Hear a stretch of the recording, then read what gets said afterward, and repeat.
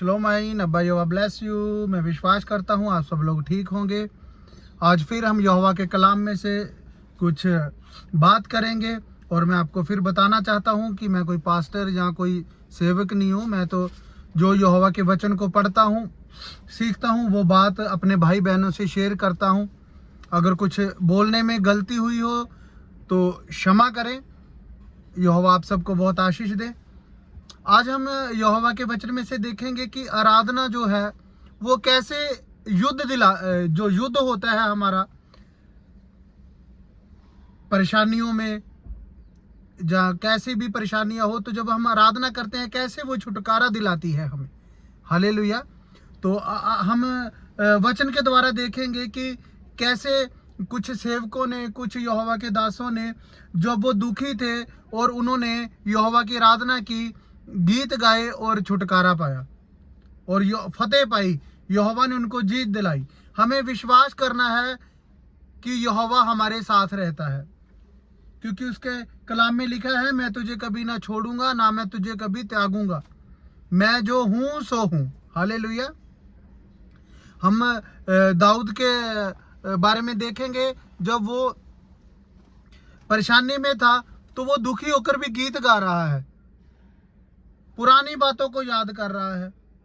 Hallelujah. हम भजन संहिता 42 का 1 से लेके 4 तक पढ़ेंगे।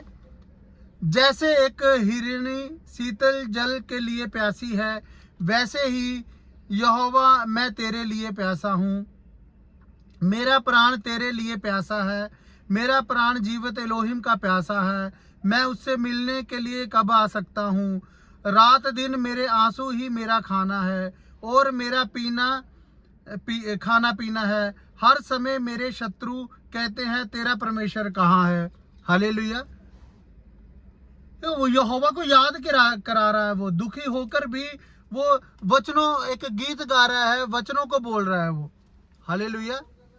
आज हमारे जीवन में भी ऐसी परेशानियां होती हैं, परिस्थितियां आ जाती हैं कि जब हम दुखी होते हैं, परेशान होते हैं, तो हमारे दिमाग में, माइंड में हमारे आता है कि यार हमारे साथ ऐसे क्यों। मैं तो दुआ करता हूँ, प्रार्थना करता हूँ, वो शैतान हमारे माइंड में डालता है। हालेलुया। हम वो बातों को बड़बड़ाने शुरू कर देते हैं कि क्या ऐसे क्यों नहीं कर रहा यहोवा, यीशु हमारी सुन क्यों नहीं रहा। लेकिन याद रखें, यहोवा सुनता है हमें। जब हम दुख में भी उसकी आराधना करेंगे, दुख में भी उसके पास आएंगे, तो यहोवा आपकी दुआओं को सुनता है। हालेलुया। हमें वचनों को बोलना है, हमें याद करते रहना है।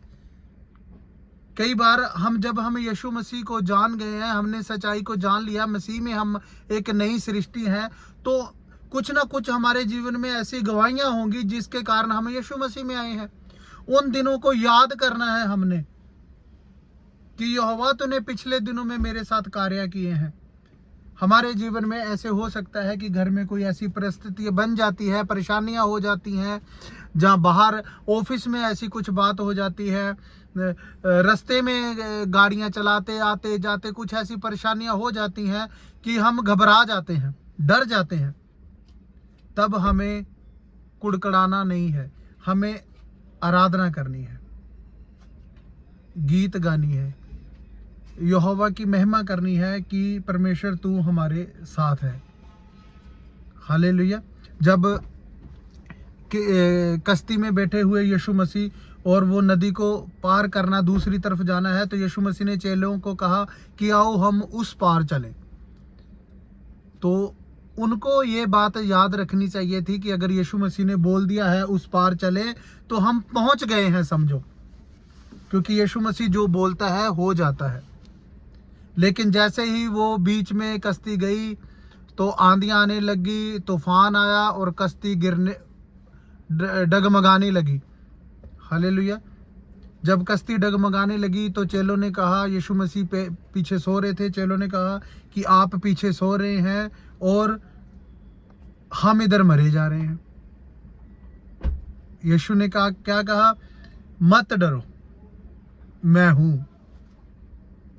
हमारे जीवन में भी आज ऐसे ही होता है, हम डर जाते हैं, घबरा जाते हैं, लेकिन इन बातों को याद रखें कि यीशु कहता है मत डर, मैं जो हूं सो हूं। हालेलुया। वो हमें कभी गिरने नहीं देगा। मैं कई बार रात में लेट से ड्यूटी करता हूं तो मैं बोलता रहता हूं, कई बार बात करते दुआ करते करते यहोवा अकेला होते हैं, मैं कहता हूं आगे वाली सीट खाली है, यहोवा मेरे साथ बैठा हुआ है। वाइफ का फोन, अकेले जा रहे हो, थोड़ा ध्यान नाल, रास्ता इदा का ही है। मैं कहा नहीं, यीशु मेरे साथ है, वो बैठा हुआ है हमारे साथ। हमें विश्वास करना है। बहुत सारी परेशानियां, चिंताएं, दिक्कतें हमारे जीवन में आती हैं, हमें यीशु पर भरोसा रखना है। हम पहला शमूएल पढ़ेंगे, जब दाऊद गोलियत के साथ जंग लड़ने जाता है तो वो एक युद्ध के लिए जा रहा है, और वो बातें क्या कह रहा है ये हम सुनेंगे। आज देखेंगे कि वो क्या बात कह रहा है। दाऊद ने, ये पहला शमूएल 17 का 45 जब हम पढ़ते हैं, उसमें लिखा है, दाऊद ने फिलिस्ती गोलियत से कहा, गोलियत से कह रहा, वो जिससे युद्ध लड़ने जा रहा है, दाऊद उसको कह रहा है, तुम मेरे पास बर्छा और भाला चलाने आए हो, किंतु मैं तुम्हारे पास इज़राइल के सेना के यहोवा इलोहिम को लेके आया हूँ। तुमने उसके विरुद्ध बुरी बातें कही हैं, आज यहोवा तुमको मेरे द्वारा खत्म करेगा, मैं तुमको मार डालूंगा, आज मैं तुम्हारा सर काट डालूंगा। हालेलुया। जंग लड़ने के लिए जा रहा है, जिसके साथ कोई लड़ नहीं रहा है, दाऊद उसके साथ लड़ने के लिए जा रहा है, और बातें देखो क्या कह रहा है। यहोवा की बात कह रहा है, तू तो बर्छा भाला तलवार लेके मुझे मारने आया है ना, मैं तो उस यहोवा को लेके आ रहा हूं जो सृष्टि का करता है। आज मैं उसके, जो इज़राइल का इलोहिम है, आज मैं उसके नाम से कह रहा, तेरे सर को काट के पैरों में डालूंगा। ये चीजें हमारे जीवन में होने चाहिए। और कैसे हम देखते हैं कि उसने एक ही पत्थर में मारा, और जो गोलियत था दाऊद के पैरों में आके गिर गया। ऐसे ही होगा हमारे जीवन में, जब हम उसके ऊपर भरोसा रखेंगे, हम उसके वचनों को याद करेंगे कि यहोवा तूने ये किया है, तूने ये बड़े बड़े काम किए हैं, तो यहोवा हमारे लिए भी, जितने भी गोलियत, जितने भी परेशानियां हमारे आगे खड़ी होंगी, यहोवा आपके पैरों में गिरा देगा। हालेलुया। हमें डरना नहीं है, चेलों की तरह डरना नहीं है, घबराना नहीं है। चाहे आंधी आए, तूफान आए, परेशानियां आए, हमें घबराना नहीं है। हमें दाऊद की तरह कहना है कि मैं यहोवा को साथ लेके चलता हूं, मैं इज़राइल के इलोहिम को साथ लेके चलता हूं। हालेलुया।